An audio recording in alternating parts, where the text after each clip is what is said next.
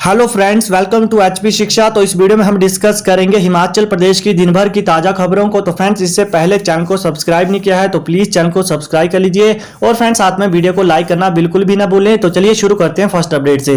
तो first update है, हिमाचल प्रदेश 10 मई तक शिक्षण संस्थान बंद, शादी में शामिल हो सकेंगे सिर्फ 20 लोग, सामूहिक भोज कराने पर भी पूरी तरह प्रतिबंध। तो हिमाचल प्रदेश राज्य आपदा प्रबंधन सेल की ओर से जारी बंदिशों को 10 मई तक है। गुरुवार को ही बैठक में यह फैसला लिया गया। कोविड की स्थिति से निपटने के लिए हर जिले को 15-15 करोड़ रुपए दिए जाएंगे। हिमाचल में शिक्षण संस्थान 10 मई तक बंद रहेंगे। मुख्यमंत्री जयराम ठाकुर ने कहा कि अभी विद्यार्थियों को स्कूल कॉलेजों में नहीं बुलाया जा सकता। इससे पूर्व 1 मई तक शिक्षण संस्थानों को बंद रखने का फैसला लिया गया था। तो शुक्रवार को इस संदर्भ में लिखित आदेश जारी होंगे। शादी समारोह में सिर्फ 20 लोगों की उपस्थिति ही रहेगी। शादियों में धाम पर अब पूर्ण प्रतिबंध रहेगा। शादियों में डीजे बजाने पर भी पूरी तरह रोक रहेगी। तो इसके अलावा जयराम ठाकुर ने कहा कि अब निजी अस्पतालों को भी कोविड केयर के लिए लेंगे। शांता के लिए विवेकानंद ट्रस्ट समेत कई अन्य निजी अस्पतालों में 50% से ज्यादा बेड कोविड मरीजों के लिए होंगे। पपरोला आयुर्वेदिक कॉलेज में 2 फ्लोर लिए हैं जिसकी 200 बेड कैपेसिटी होगी। परोर में राधा स्वामी सत्संग अस्पताल में भी 200 बेड की क्षमता होगी। कोविड ड्यूटी में तैनात डॉक्टरों को इंसेंटिव दिया जाएगा। सीएम जयराम ठाकुर ने कहा कि हमारे पास ऑक्सीजन उपलब्ध है। खाली बी टाइप सिलेंडर केंद्र से मांगे गए हैं। 5000 खाली सिलेंडर की मांग की गई है। तो शादी व अंतिम संस्कारों में लोगों की संख्या निर्धारित करने को लेकर डीसी अपने स्तर पर फैसला लेंगे। इसके अलावा सभी तरह के सामाजिक, शैक्षणिक, सांस्कृतिक, धार्मिक व राजनीतिक आयोजनों पर पूरी तरह से प्रतिबंध लागू रहेगा। तो वहीं फल, सब्जी, दूध और दवा जैसी आवश्यक वस्तुओं की बिक्री करने वाली दुकानों को छोड़कर अन्य सभी तरह की दुकानें शनिवार व रविवार को बंद रहेंगी। सूबे के सभी सरकारी दफ्तरों में 50% कर्मचारी ही आएंगे, बाकी 50% वर्क फ्रॉम होम करेंगे। शनिवार को सभी कर्मचारी घर से काम करेंगे। दिव्यांग और गर्भवती कर्मचारी दफ्तर नहीं आएंगे। बसों में भी सिर्फ 50% सवारियों के साथ ही संचालित हो सकेंगी। तो नेक्स्ट अपडेट है, सीएम जयराम बोले टीकाकरण का अगला चरण सफल बनाने के हर संभव प्रयास। तो मुख्यमंत्री जयराम ठाकुर ने गुरुवार को कहा कि सरकार कोविड-19 के लिए टीकाकरण का अगला चरण सफल बनाने के लिए हर संभव कदम उठा रही है। टीकाकरण कार्यक्रम की विस्तार पूर्वक योजना तैयार की जाएगी। 23 मई में इसकी घोषणा की जाएगी जिससे स्लॉट उपलब्ध हो सके और लोगों को सुचारू एवं अनुशासित तरीके से टीकाकरण हो। सीएम ने कहा कि केंद्र सरकार ने देश के राज्यों को वैक्सीन खरीदने और योजना बनाने की स्वतंत्रता दी है, इसलिए हिमाचल सरकार इस कार्यक्रमों को और आगे ले जाने व स्वास्थ्य संकट का समाधान करने के लिए पूरी जिम्मेदारी के साथ कार्य कर रही है। तो कहा कि अस्पताल में बिस्तरों, ऑक्सीजन और चिकित्सा उपकरणों की मांग पूरा करने के प्रयास किए जा रहे हैं। तो नेक्स्ट अपडेट है, अनुराग ठाकुर ने हमीरपुर के लिए भेजे 50 ऑक्सीजन सिलेंडर। तो केंद्रीय वित्त राज्य मंत्री अनुराग ठाकुर ने हमीरपुर के लिए करीब 50 ऑक्सीजन सिलेंडर भेजे हैं। इनकी कीमत 20 लाख रुपए है। इन्हें एनआईटी स्थित कोविड केयर सेंटर में रखा गया है। जिला प्रशासन और स्वास्थ्य विभाग के आला अधिकारियों ने गत शाम ही अनुराग ठाकुर के साथ दूरभाष पर कोविड और ऑक्सीजन की स्थिति को लेकर मंत्रणा की थी। एडीएम जितेंद्र सांजटा और CMO Hamirpur doctor R K. Agnihotri भी मौजूद रहे। तो नेक्स्ट अपडेट है हमारे पास, नाबार्ड के नियम तोड़ने पर सहकारी बैंक पर 40 लाख रुपए जुर्माना। तो नाबार्ड के नियम तोड़ने पर reserve bank of India RBI ने राज्य सहकारी बैंक शिमला पर 40 लाख रुपए का जुर्माना लगाया है। आरबीआई ने नाबार्ड के धोखाधड़ी से जुड़े मामलों की निगरानी और रिपोर्टिंग के दिशा निर्देशों की समीक्षा की। आरबीआई ने पाया कि बैंक ने नाबार्ड की धोखाधड़ी से जुड़े मामलों की गाइडलाइन की अनुपालना नहीं की। तो नेक्स्ट अपडेट है, पहली से 8वीं कक्षा के सिर्फ 26% विद्यार्थियों को ए ग्रेड।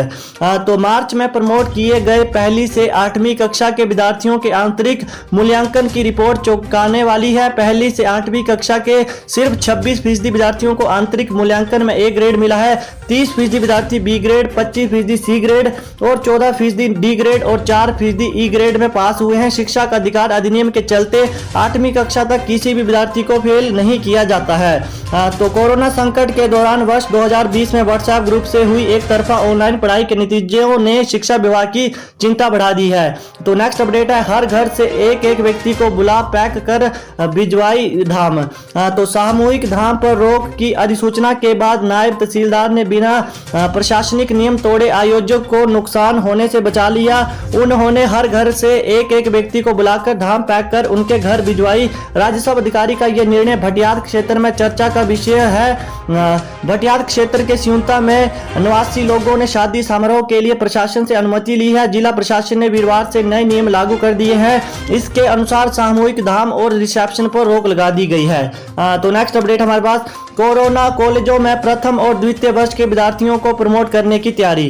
तो इसके अलावा आखिरी सेमेस्टर और अंतिम वर्ष की परीक्षाओं के आयोजन का तरीका भी पूछा है। सुझावों के आधार पर शिक्षा निदेशालय रिपोर्ट तैयार कर सरकार को भेजेगा। कैबिनेट बैठक में इस पर अंतिम निर्णय लिया जाएगा। तो कोरोना संकट के चलते लगातार दूसरे वर्ष कॉलेजों के प्रथम और द्वितीय वर्ष के विद्यार्थियों को प्रमोट करने की तैयारी शुरू हो गई है। उच्च शिक्षा निदेशक ने गुरुवार दोपहर 2 बजे तक सभी कॉलेज प्रिंसिपलों से सुझाव मांगे हैं। प्रिंसिपलों से पूछा है कि अगर विद्यार्थियों को बिना परीक्षा परिणाम प्रमोट करना है तो उसका क्या आधार हो। तो नेक्स्ट अपडेट है, कुल्लू का सदर थाना प्रदेश में अव्वल, बीते वर्ष पकड़ी रिकॉर्ड 127 किलो चरस की खेप।